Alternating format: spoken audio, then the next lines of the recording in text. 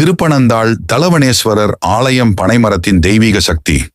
தாடகை மாலை அணிவித்த போது ஈசன் தலையை குனிந்த அதிசய கதை. இந்த புனித வனத்தில் பனைமரங்கள் வலையில் ஒளிரும் மாலை ஒளியில் திருப்பனந்தாள் தலவிருட்சமாக விளங்குகிறது. தெய்வீக அமைதி முழுவதும் பரவி அவற்றின் அருகில் பக்தர்கள் மலர்களால் வணங்குகின்றனர். மேற்கு நோக்கி அமைந்த தலவனேஸ்வரர் சிவலிங்கத்தில் ஆன்மீக ஒளி பரவி பக்தர்களுக்கு அருள் புரிகிறார் மற்றும் கருணை பொழியும் கண்கள் மூலம் பக்தர்களை கவர்கிறாள். இளம் தம்பதிகள் குழந்தை வரம் வேண்டி கோயில் மண்டபத்தில் மலர்களுடன் பிரார்த்தனை செய்கின்றனர். தெய்வீக ஒளி மேலிருந்து விழுகிறது. நம்பிக்கை மற்றும் நன்றிக்குரிய மனங்கள் முழுவதும் நிரம்புகின்றன. தாடகை என்னும் மங்கை தினமும் மலர் மாலை தொடுத்து முழு மனதோடு ஈசனுக்கு அணிவிக்கிறார். அவரது முகத்தில் தீவிர பக்தி மற்றும் நம்பிக்கை பிரகாசிக்கிறது. ஒரு நாள் மாலை அணிவிக்க சிரமம் ஏற்பட்ட போது ஈசன் தலையை குனிந்து மாலையை ஏற்றினார்.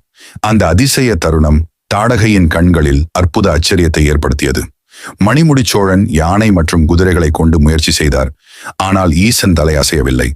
பக்தர்களின் கண்களில் அதிசயம், மண்ணிலும் ஆன்மீக சக்தி பரவி குங்கிலிய கலைய நாயனார் கழுத்தில் கயிறு, மறுமுனை ஈசன் கழுத்தில் கட்டி இழுத்தார்.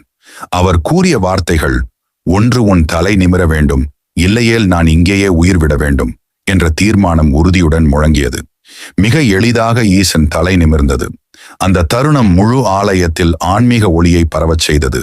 பக்தர்களின் கண்களில் மகிழ்ச்சி, இதயங்களில் பரவி நிறைந்தது. தலை சாய்ந்த ஈசன், தலை நிமிர்ந்த ஈசன், இரண்டு சிற்பங்கள் கோயில் சுவரில் நின்று கல் வேலைப்பாட்டின் அழகை வெளிப்படுத்துகின்றன. பக்தர்கள் அதை வணங்கி பார்ப்பதில் ஆன்மீக சாந்தி கிடைக்கிறது. ஸ்ரீகுமர குருசாமிகள் நிறுவிய காசி மடத்தில் அமைதியான சூழல். சந்நியாசிகள் தியானத்தில் ஈடுபட்டு கோயிலின் ஆன்மீக பெருமையை பகிர்கின்றனர்.